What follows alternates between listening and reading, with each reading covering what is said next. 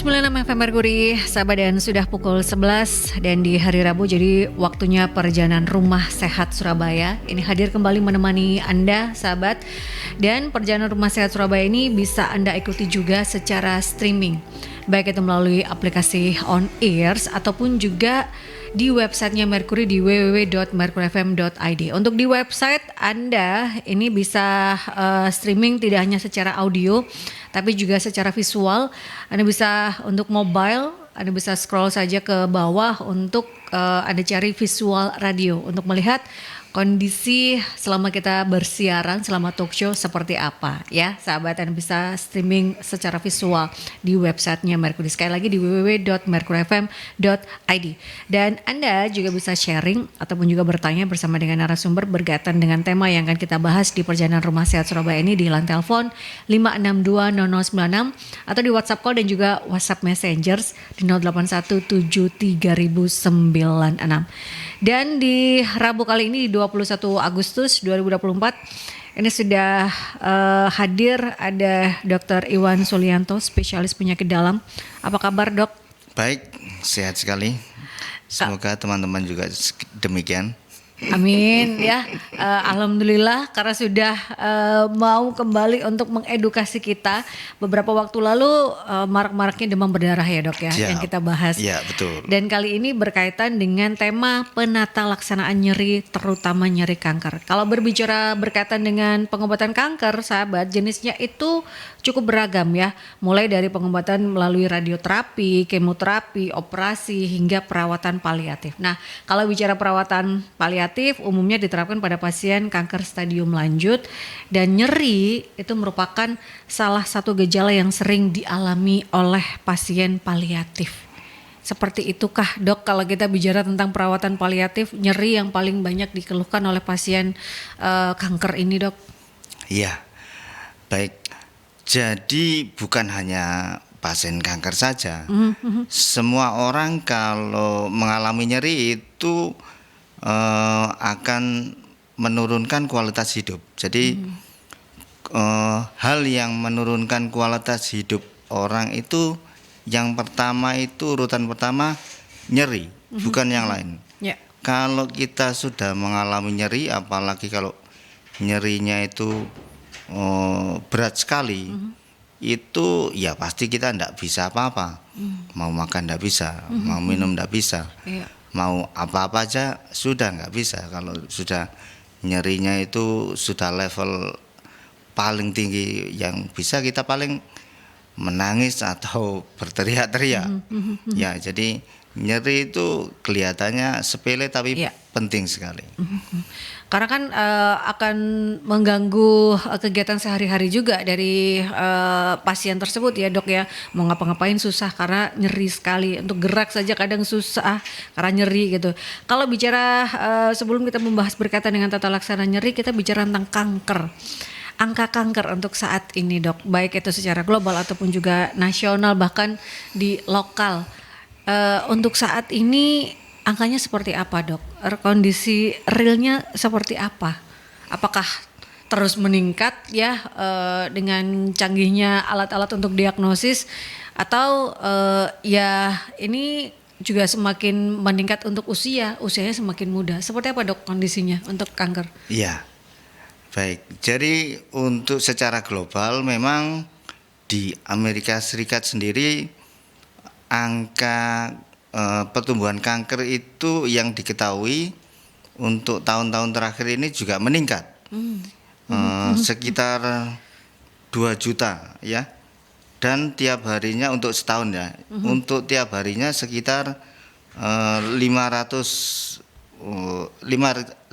orang tiap harinya diketahui menderita kanker. Secara epidemiologi itu setiap 10 orang itu sekitar 4 orang itu sebenarnya menderita kanker. Wow. Jadi angka kanker dari itu tinggi. 10. Ya, 4 dari 1.000. Oke.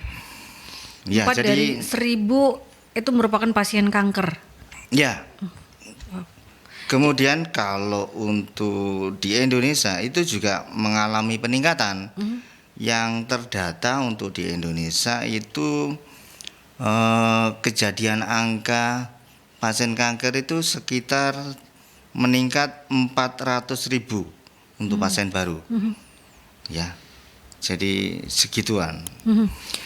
Nah, kalau untuk di Dokter Sutomo paling banyak angka kanker apa sih dok? Terutama di paliatif gitu ya, karena kan Dokter Sutomo sebagai rujukan rumah sakit tidak hanya di wilayah Jawa Timur tapi juga di Indonesia Timur gitu ya, baik untuk pengobatan atau diagnosis. Kan di Jawa Timur sering kali menjadi rujukan Dokter Sutomo ini. Ya, yang biasanya itu berobat itu yang aware sama kesehatan itu kan biasanya wanita. Jadi untuk di Rumah Sakit Dr. Sutomo maupun di Indonesia yang paling banyak saat ini adalah CA mama atau kanker payudara. Yang kedua CA cervix ya. Itu. Kemudian untuk yang laki-laki yang paling sering itu kanker paru untuk laki-laki, sama kanker hati. Kanker paru dan kanker hati, tapi beberapa juga kanker yang tertinggi ya. Kalau kita bicara tentang perempuan, kanker serviks itu menjadi kedua ya, setelah kanker payudara gitu ya, penyebab kematian di Indonesia, dan itu juga angkanya makin tinggi ya dok. Makin tinggi. Nah itu kalau bicara tentang kanker, penyebabnya juga kita nggak pernah tahu, multiple faktor gitu ya dok ya, banyak faktor kalau bicara tentang penyebab kanker gitu ya. Betul sekali. Jadi penyebab kanker itu bukan hanya seperti yang dibicarakan oleh media massa selama ini. Jadi penyebab kanker itu sangat multifaktorial. Jadi bukan hanya sate atau sesuatu yang dipanggang, kemudian makanan yang mengandung pengawet, kemudian rokok, kemudian katanya gadget itu juga bisa, tapi banyak sekali. Mungkin ada ribuan atau ratusan ribu penyebab kanker itu yang kita belum bisa mengetahui, mengidentifikasi satu persatu. Yang penyebabnya seperti apa, tapi sebagai faktor resiko itu mungkin ada beberapa yang harus diketahui gitu ya. Nah kita kembali ke nyeri lagi dok, terutama untuk pasien kanker, karena kan temanya adalah penata laksanaan nyeri ya sahabat. Nyeri yang sering dialami pasien kanker itu biasanya apa saja dan seperti apa? Apakah kalau kita bicara nyeri itu ada derajat-derajatnya nggak sih dok? Dan bagaimana menentukan atau mengukur derajat dari nyeri pada pasien? Ya, jadi nyeri itu memang ada derajatnya, mulai kalau diukur dengan skala itu misalkan 1 sampai dengan 10 itu antara nilai 1 sampai 3 itu dikatakan nyeri ringan. Itu kita masih tidak terganggu dalam kegiatan sehari-hari. Kemudian antara nilai 4 dan sampai 6 itu dikatakan nyeri sedang. Itu sudah mulai terganggu dalam kegiatan kita sehari-hari. Sedangkan kalau nilai 7 sampai nilai 10 itu dikatakan nyeri berat, dan itu mengganggu mulai kegiatan sampai sehari-hari, bahkan tidur pun terganggu.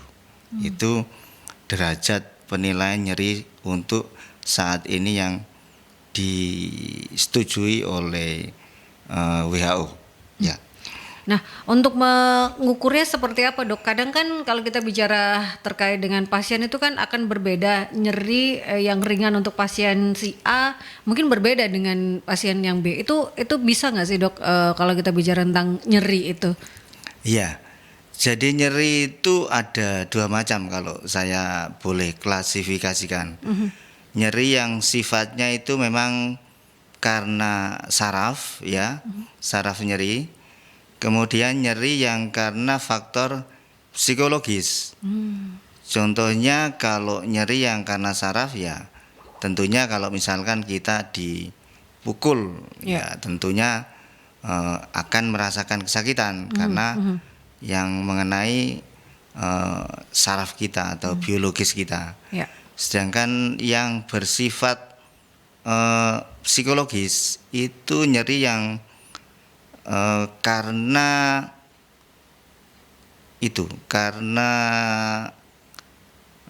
faktor pengalaman buruk pada saat dulu ya, pada pengalaman buruk pada saat masa kecil. Misalkan kemarin kita seringkali melihat waktu vaksinasi COVID.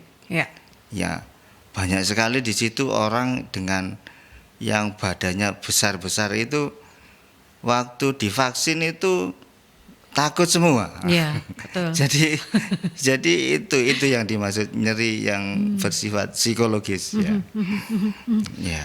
Nah, untuk pasien kanker ini kan juga kadang juga ada yang nyeri akibat psikologis karena mungkin pengobatannya dia, kalau bicara kanker kan pengobatannya pasti panjang dan juga lama ya, Dok ya. Pasti secara psikologis ada up-nya, ada down-nya. Kok saya tidak ada perubahan? Ini itu bisa terjadi nggak sih, Dok?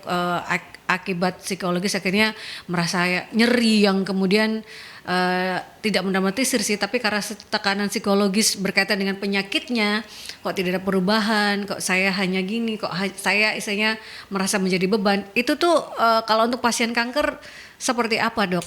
Untuk penata laksanaannya, itu salah satu kasus seperti itu ya, Dok? Iya, jadi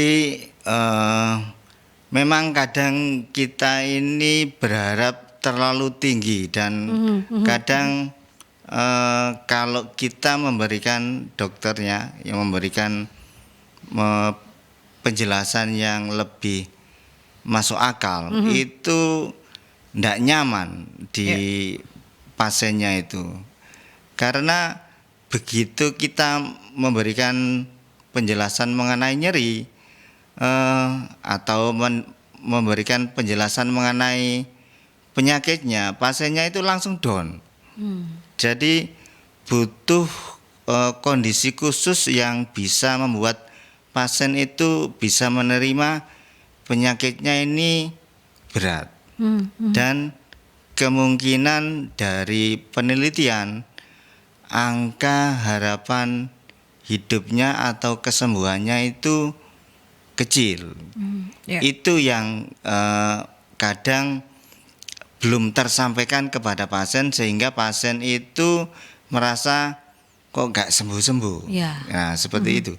Itu yang jadi memang istilahnya cara penyampaian juga lingkungan itu juga istilahnya mensupport bagi para pasien ya, Dok ya, kalau bicara tentang nyeri, karena kan nyeri itu ada yang secara syaraf juga ada yang secara psikologis. Nah, ini yang penanganan keduanya juga berhubungan dengan pasien kanker ini. Kalau bicara tentang tata laksana nyeri kanker yang sesuai dengan SOP itu yang seperti apa, Dok? Dan untuk kondisi realnya di lapangan, apakah itu memang sudah sesuai dengan SOP yang ada? Sudah cukup standarkah? Sudah cukup baik atau seperti apa, Dok? Kalau yang di rumah sakit yang saya tempati ini, Rumah Sakit Umum Dr. Sutomo, itu sudah sesuai. Cuma obatnya yang kurang. Jadi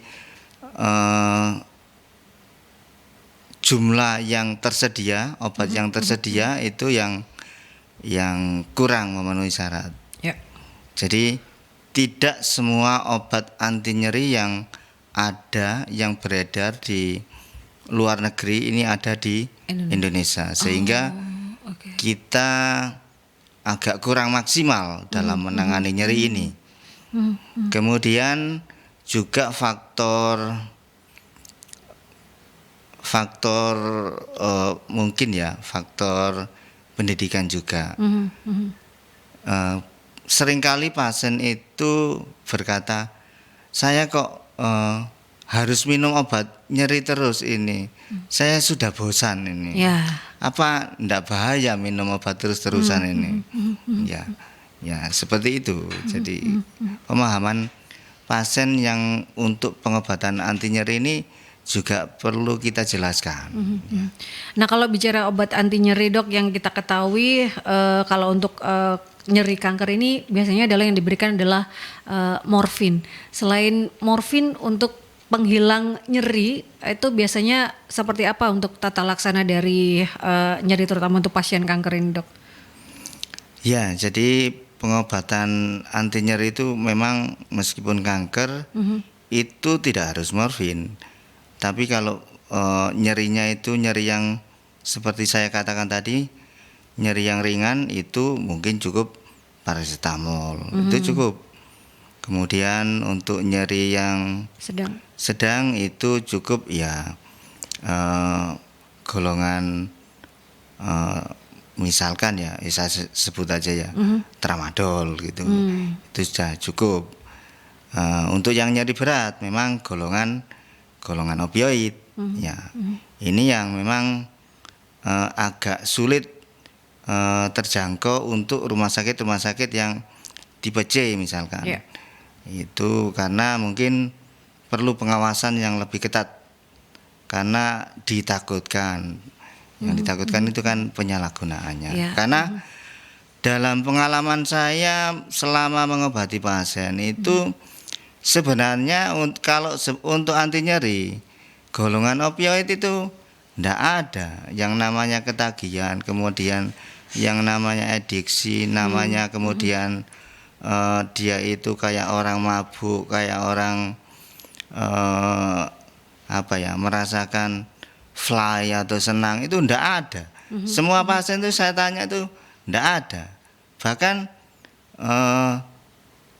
saya ini memberikan obat golongan itu untuk anak-anak itu begitu pengobatan kankernya selesai, misalkan kemoterapi yang terutama untuk leukemia akut ya, itu kalau pengobatan kemoterapinya selesai ya sudah selesai, jadi sudah tidak nyeri lagi dan tidak perlu penurunan dosis atau penyesuaian dosis pelan-pelan. Kadang sudah tidak nyeri kalau memang dia sudah sembuh. Jadi itu mitos saja kalau yang dikatakan nyeri opioid itu menyebabkan ketagihan gitu ya. Itu. Karena kan memang kalau bicara tentang penanganan suatu penyakit ini kan disesuaikan dengan dosisnya ya. Iya, harus sesuai dengan aturan dosisnya ya. Harus sesuai. Nah, kalau yang di luaran itu kan memang bukan tenaga medis yang memberikan gitu ya. Jadi tidak akan menyebabkan ketagihan atau apapun setelah menggunakan obat tersebut. Kalau sudah istilahnya melakukan kemoterapi, kemudian sakitnya juga sudah membaik ya, tidak akan merasa ketagihan berkaitan dengan opium itu tadi ya, Dok ya, obat-obat yang untuk pereda itu tadi, pereda nyeri itu tadi ya. Iya, betul sekali, seperti yang kalau di luar itu misalkan ya spiritus itu. Spiritus itu kalau diminum ya sangat bahaya sekali, padahal kan memang tujuannya bukan untuk diminum. Nah, itu untuk tidak sesuai peruntukan ya, Dok ya. Itu lebih bahaya daripada alkohol, daripada alkohol yang ada di misalkan bir atau yang lain-lain atau wine itu. Spiritus itu lebih bahaya, itu bisa membunuh itu dan sulit itu pengobatannya. Makanya kalau ada oplosan-oplosan itu dilihat dulu gitu ya, Dok. Bicara arahnya seperti itu. Kita ke jeda iklan terlebih dahulu ya, sahabat, dan masih di perbincangan Rumah Sehat Surabaya bersama dengan Dr. Iwan Sulianto, spesialis penyakit dalam. Karena kita sedang membahas berkaitan dengan penata laksanaan nyeri, terutama nyeri kanker. Anda bisa bergabung di 5620096 atau di WhatsApp dan juga WhatsApp Messengers di 08173096. Kita ke jeda iklan terlebih dahulu, sahabat. FM Merkuri, sahabat, masih di perbincangan Rumah Sehat Surabaya bersama dengan Dr. Iwan Sulianto, spesialis penyakit dalam. Kita sedang membahas berkaitan dengan tema penata laksanaan nyeri, terutama nyeri kanker. Kalau kita bicara tujuan dari tindakan ataupun juga penata laksanaan nyeri, terutama untuk nyeri kanker ini, tujuannya apa, Dok? Apakah supaya pasien ini bisa, kadang kan nyeri yang kalau pasien kanker kan bisa menyebabkan tidurnya berkurang? Apakah untuk supaya tidurnya nyenyak atau seperti apa kalau bicara tentang penata laksana nyeri kanker tujuannya? Iya, jadi pada pasien-pasien kanker itu macam-macam. Ada yang membaik, misalkan ya. Contohnya kalau misalkan artis yang terkenal itu Ari Lasso, kemudian Ibu Rima Melati, kemudian masih banyak lagi lah. Itu kalau memang sudah ndak mengalami nyeri, ya ndak perlu obat anti nyeri. Tapi kalau masih mengalami nyeri, itu obatnya ya disesuaikan dengan kondisi nyerinya, nyeri ringan, sedang atau berat. Kalau nyeri ringan ya cukup dengan paracetamol saja. Kalau nyeri sedang itu cukup dengan ya tadi saya sebutkan golongan tramadol. Nah, kalau nyerinya masih berat itu ya mau ndak mau sementara ini yang ada di Indonesia golongan opioid. Nah, ini ada pertanyaan dok dari Mbak Anissa. Dok, apakah selalu akan diberi penghilang rasa nyeri berupa morfin untuk pasien kanker? Tapi kan kadang perawatan paliatif atau kanker yang stadium lebih lanjut itu untuk usia lanjut seperti apa? Bagaimana dengan ketahanan pasien terhadap pemberian obat anti nyeri tersebut atau imunnya seperti apa nantinya? Baik, jadi penentu seperti saya sebutkan tadi, penentu kualitas hidup itu yang pertama itu nyeri. Untuk meningkatkan imun itu mau ndak mau orang harus punya intake atau bisa makan. Kalau nyeri orang ndak mungkin bisa makan. Jadi mau ndak mau nyerinya harus dihilangkan dulu dengan cara apapun. Kalau nyeri berat ya tentu dengan obat yang sesuai dengan nyerinya, nyeri berat. Kalau nyeri sedang ya nyeri sedang, nyeri ringan ya nyeri ringan. Tidak harus selalu dengan golongan opioid meskipun pasien kanker. Ya.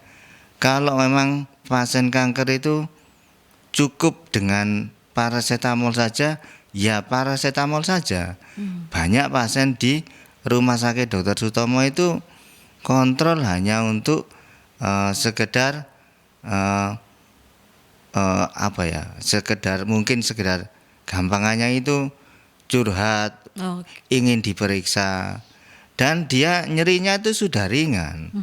Jadi pemberian obat itu kadang tidak terlalu penting karena dia hanya ingin ngobrol dengan dokternya, ingin mengetahui kondisi badannya itu apa, kondisinya sudah baik, diperiksa, ya seperti itu. Jadi tidak selalu pasien dengan kanker itu diberikan opioid atau morfin. Tidak selalu gitu ya, bergantung dari derajat nyeri si pasien. Ya, tadi kan ada 3 ya, ringan, sedang hingga berat, itu bergantung seperti apa gitu ya. Dan kalau untuk penghilang nyeri ini untuk yang usia lebih lanjut disesuaikan juga ya dok ya dengan kondisi si pasien. Iya, jadi memang meskipun sebenarnya opioid itu termasuk obat yang paling aman untuk anti nyeri. Karena opioid itu termasuk salah satu obat yang tidak punya dosis maksimal. Lain dengan obat-obatan yang lain. Kalau obat-obatan yang lain itu misalkan antibiotik mesti ada maksimal sekian gram. Sedangkan opioid itu tidak punya, asalkan cara pemberiannya benar. Ya, tidak langsung tiba-tiba minum 1 botol gitu. Ya tidak begitu caranya. Jadi efek sampingnya itu kemungkinan cuma 1. Jadi gerakan ususnya itu aja yang menurun. Yang lain-lainnya selama ini hampir nggak ada. Cuma itu aja, 1 itu aja. Iya. Nah, untuk penanganan nyeri dok, selain farmakologi tadi kan kita membahas berkaitan dengan farmakologi, baik itu untuk yang ringan, sedang ataupun juga nyeri di derajat berat itu. Selain penanganan nyeri berkaitan dengan farmakologi, apa yang bisa dilakukan selain farmakologi dok untuk penanganan nyeri? Oh ya. Mungkin dikompres kah atau itu bisa jadi salah satu untuk Iya. meredakan nyeri atau seperti apa dok? Iya, jadi kalau nyerinya itu ringan mungkin bisa ya dengan pengalian seperti kalau itu loh apa? Kalau orang capek-capek kemudian eh, Seperti kram kayak gitu. pijat refleksi dengan cara-cara seperti itu Ya. cuma pengalian aja, pengalian nyeri supaya nanti habis dipijat nyeri sekali terus setelah ndak dipijat kan ya otomatis nyerinya ndak terasa, rasanya cuma pengalian saja. Tapi kalau memang pingin mengobati nyerinya yang nyeri sebenarnya ya dengan obat-obatan yang bisa menurunkan nyeri sesuai dengan yang berhubungan dengan saraf, karena nyeri itu mau ndak mau berhubungan dengan saraf. Ndak ada nyeri yang ndak berhubungan dengan saraf kecuali nyeri psikologis tadi. Jadi meskipun misalkan pada pasien yang dengan tumor yang besar sekali, ya itu kan karena menekan sarafnya yang kejepit itu, makanya nyeri. Kemudian terjadi perenggangan organ-organ tubuh karena tumornya yang sangat besar, ya itu berhubungan dengan saraf juga, akhirnya juga nyeri. Jadi untuk mengatasi nyeri yang berat itu mau ndak mau ada level yang lebih tinggi daripada pemberian obat-obatan golongan opioid tadi, yaitu dengan cara memberikan suntikan yang bisa mematikan saraf-saraf sensorik. Ya, Iya. kalau saraf sensorik itu saraf yang menerima ya. Kalau motorik itu saraf yang Penggerak itu.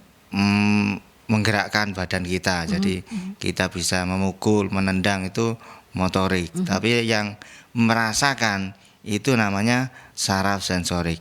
Nah, saraf sensorik itu yang dimatikan dengan cara ada obatnya, itu dengan cara disuntikkan biasanya. Dok, kalau bicara nyeri untuk pasien kanker, biasanya kanker apa saja yang kadang nyerinya itu adalah levelnya hingga berat? Kebanyakan nyerinya adalah level yang berat. Apakah hanya kanker yang di otak atau tumor otak, atau kanker ternyata di hati atau paru-paru itu juga bisa mengalami nyeri yang luar biasa? Pada prinsipnya semuanya bisa, ya, semuanya bisa. Tapi memang ya kalau nyeri di otak itu, terutama kalau tumor otak, meskipun bukan kanker, meskipun misalkan tumor jinak di otak, misalkan meningioma. Meningioma itu tumor jinak di selaput otak. Selaput otak itu namanya mening ya. Kemudian kalau mengalami tumor itu artinya pembesaran atau pembengkakan, namanya meningioma. Nah, kalau di kepala itu kan ada tengkoraknya. Tengkorak kan tidak bisa melebar kalau ada. Kalau ada yang membesar, otomatis mau tidak mau menekan otaknya. Nah, karena itu ya mau tidak mau harus dioperasi kalau seperti itu ya. Itu kan kadang sering kali nyerinya yang tidak tertahankan gitu ya, Dok, ya. Sampai kadang istilahnya tidak hanya menjerit tapi juga ekspresif dan luar biasa kalau kita bicara sakitnya seperti itu gitu ya. Nyerinya kan tidak tertahan dan itu akan bisa mengganggu tidak hanya orang sekitar tapi juga mengganggu aktivitas dan lain sebagainya ya, sahabat. Penanganan seperti itu yang dilakukan di Dr. Sutomo. Kalau bicara tentang penanganan dok, apakah hanya untuk nyeri ya, apakah hanya untuk di rumah sakit yang tipe A saja yang bisa melakukan berkaitan dengan penanganan nyeri pada pasien kanker, atau sebenarnya semuanya bisa, tapi berkaitan itu tadi ada beberapa obat yang tidak tersedia untuk semua rumah sakit, atau seperti apa dok? Iya. Jadi sebenarnya kalau organisasinya itu, pengawasannya itu, dan kemampuan dokternya itu sama, itu di seluruh lini rumah sakit, baik tipe D, tipe C maupun tipe sampai tipe B sampai tipe A, itu bisa. Asal ya belajar, asal tahu caranya. Kalau enggak tahu caranya ya enggak bisa. Misalkan yang seperti saya sebutkan tadi, kalau misalkan meningioma yang tumornya itu menekan otak, padahal itu bukan kanker, cuma tumor aja, tapi namanya benjolan, kalau menekan otak itu kan ya nyeri. Ya harus ada dokter bedah sarafnya. Nah itu kan biasanya kalau rumah sakit tipe D kalau di Indonesia belum ada. Jadi seperti itu. Kalau misalkan seluruh rumah sakit ini punya dokter yang bisa menangani, ya sebenarnya bisa. Ya gitu. Dok, kalau penanganan atau penata laksanaan nyeri, terutama nyeri kanker ini, bisa dilakukan melalui pendekatan holistik atau pendekatan psikologis nggak sih dok? Untuk paling tidak sedikit meredakan, atau seperti apa? Bisa nggak sih dok? Tidak hanya baru nanti kalau memang nyerinya yang benar-benar tidak tertahankan, itu baru akan ada intervensi secara farmakologi. Seperti pendekatan-pendekatan itu bisa juga dilakukan nggak sih dok, untuk karena pelibatan keluarga, mungkin keluarga bisa menenangkan terlebih dahulu gitu ya, atau seperti apa dok? Saya kira nggak bisa kalau itu. Jadi kalau namanya nyeri yang sudah berhubungan dengan saraf itu nggak bisa. Saya sendiri juga pernah mengalami nyeri itu, ya mau nggak mau ke UGD malam itu juga untuk mendapatkan obat anti nyeri. Nah sekarang kan permasalahannya, nyeri itu nyeri akut apa kronis. Nah kalau nyeri akut, mungkin kita bisa memberikan obat-obatan golongan untuk pereda nyeri akut, misalkan asam mefenamat, kemudian natrium diklofenak, kalium diklofenak, atau ya nama patennya enggak usah ya, itu nama generiknya aja. Jadi itu untuk dalam 1-2 minggu mungkin 1-2 hari mungkin aman, tapi setelah itu harus ke dokter. Ini nanti masuk dalam nyeri akut apa kronis. Ya kalau nyeri kronis beda lagi obatnya, seperti yang saya sebutkan tadi. Misalkan golongan paracetamol sama opioid, tramadol atau opioid, itu untuk jangka panjang cukup aman, paling aman dibandingkan dengan misalkan natrium diklofenak ataupun kalium diklofenak yang gampangannya golongan konstan gitu. Jadi itu lebih aman yang saya sebutkan awal tadi. Jadi kalau nyeri akut golongan konstan atau asam mefenamat itu nggak apa-apa. Kalau penggunaannya hanya beberapa hari saja nggak apa-apa. Tapi kalau lebih lanjutnya lagi, itu berarti masuk ke kronis ya dok? Iya, nyerinya. kalau kronis harus dipilihkan obat-obat yang aman untuk ginjal, aman untuk hati, aman untuk lambung, itu ya. Tapi kan kadang masyarakat kita itu mungkin saat berobat di rumah sakit A sudah mendapatkan, tapi saat pulang ke rumah dan jauh dari layanan kesehatan itu kan juga menjadi PR ya. Kita ke jeda iklan terlebih dahulu, nanti Dr. Iwan akan menjawab berkaitan dengan pertanyaan tersebut. Tetap stay tune di Perjalanan Rumah Sehat Surabaya, sahabat.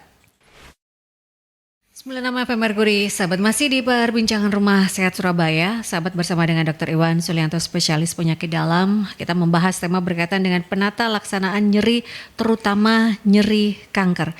Kalau bicara tentang layanan penanggulangan nyeri, Dok, ini bisa didapatkan di poli apa saja dan di rumah sakit tipe apa? Mungkin sahabat-sahabat Merkuri masih belum paham berkaitan dengan hal tersebut, Dok. Ya. Jadi nyeri itu bisa didapatkan di mana saja sebenarnya. Asal di situ ada dokter yang punya keahlian mengobati nyeri, ya. Dan punya kompetensi untuk mengobati nyeri. Karena kalau nggak punya kompetensi untuk mengobati nyeri berat terutama, misalkan dokter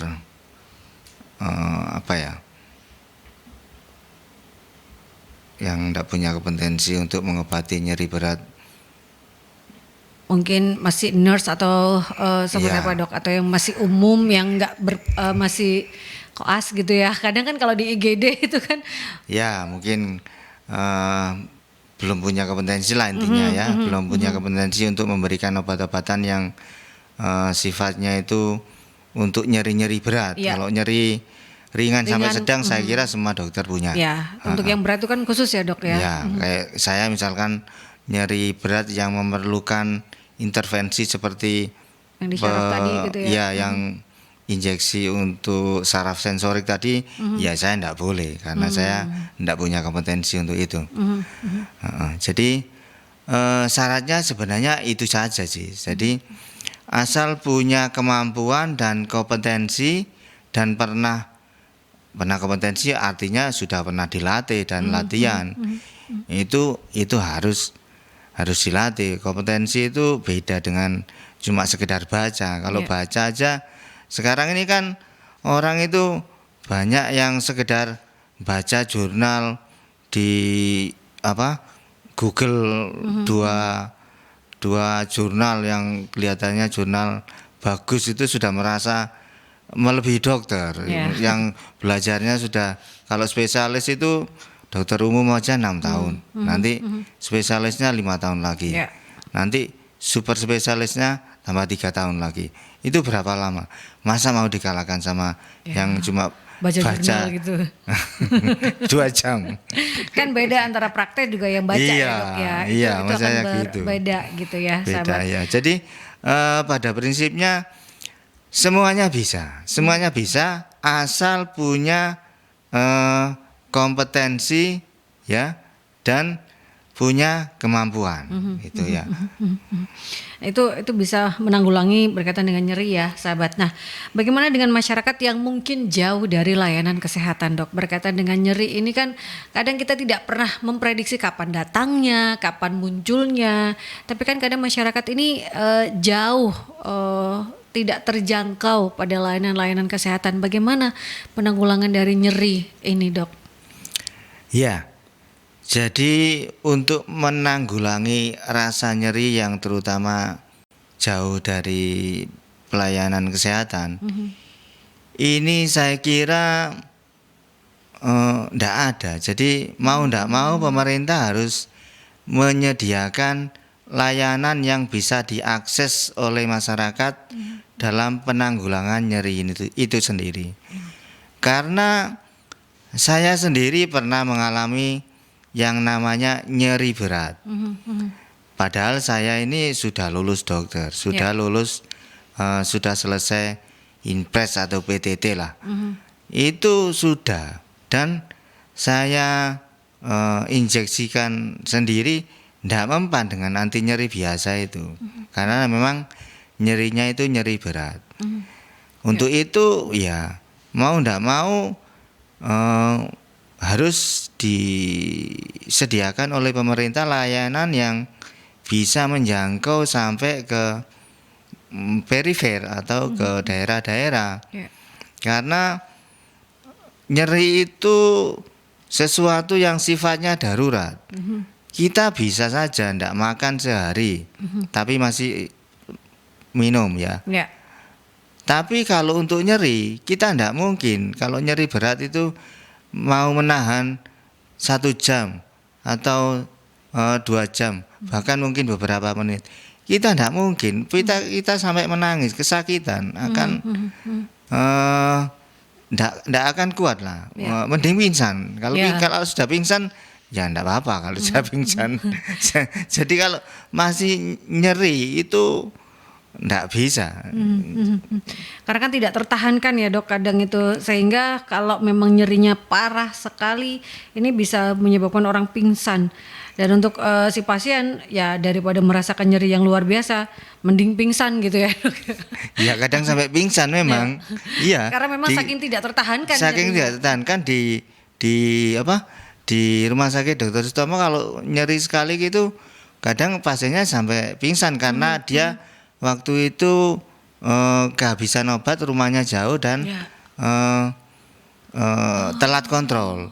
Jadi waktu kesakitan sekali dia mau ndak mau kontrol dan memaksakan diri kontrol padahal kondisinya itu dalam kondisi cukup lemah, akhirnya pingsan sampai di mana ya, di depan bukan turun dari taksi itu sudah ndak kuat, sudah pingsan. Saking Jadi tidak tertahankan. ya ditolong sama tukang taksi sama tukang becak itu jadi dimasukkan. Jadi itu kita di paliatif itu kita memasukkan ke namanya daycare, jadi perawatan 1 hari untuk mengatasi nyerinya itu, memastikan kalau nyerinya itu teratasi pada saat dalam 1 hari itu, baru kita bisa memulangkan. Jadi dilihat dulu apakah misalnya nyerinya berkurang ya dok ya, karena kan itu benar-benar sangat mengganggu karena memang rumahnya jauh ya sahabat, sampai dengan menahan nyeri itu sendiri hingga pingsan. Iya. Karena memang kalau penanganan nyeri ya memang harus di fasilitas kesehatan ada intervensi-intervensi khusus yang Iya, dilakukan betul. gitu ya dok ya. Dan terakhir, karena ternyata waktu sudah tidak banyak lagi, Dr. Iwan, pesan sehat untuk sahabat-sahabat Merkuri berkaitan dengan tema penata laksanaan nyeri, terutama untuk nyeri kanker ini.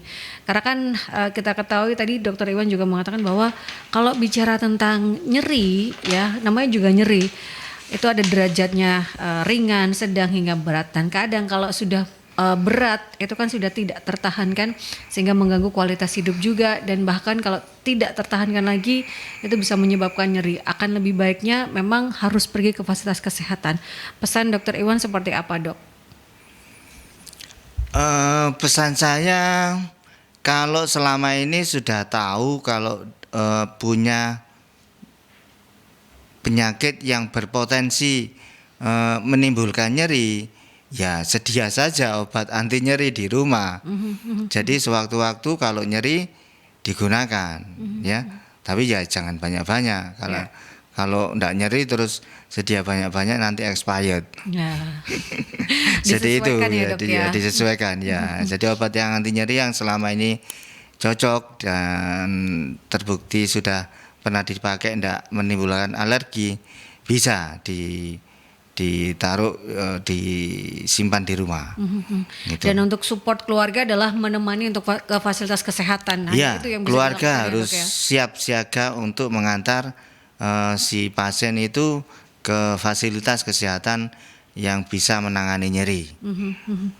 Itu yang harus dan bisa dilakukan untuk anggota keluarga adalah menemani ya sahabat, karena kalau bicara tentang nyeri, terutama nyeri untuk pasien kanker ini kan tidak tertahankan dan kita tidak pernah tahu derajatnya seperti apa gitu ya. Jadi yang bisa melakukan penanganan adalah memang ke fasilitas kesehatan. Seperti itu, dan Anda sahabat yang tertinggal bisa menyaksikan kembali perbincangan Rumah Sehat Surabaya di edisi Rabu kali ini 21 Agustus 2024 di YouTube channelnya Merkuri, di Radio Merkuri 96. Dan terima kasih sekali lagi Dr. Iwan Sulianto, spesialis penyakit dalam, sudah memberikan kita edukasi dan informasi berkaitan dengan penata laksanaan nyeri untuk nyeri kanker ini. Dan untuk Anda, sahabat bisa menyaksikan kembali perbincangan Rumah Sehat Surabaya yang hadir setiap hari Rabu dari pukul 11 hingga 12 siang. Stay safe, stay healthy, be happy, dan wassalamualaikum warahmatullahi wabarakatuh.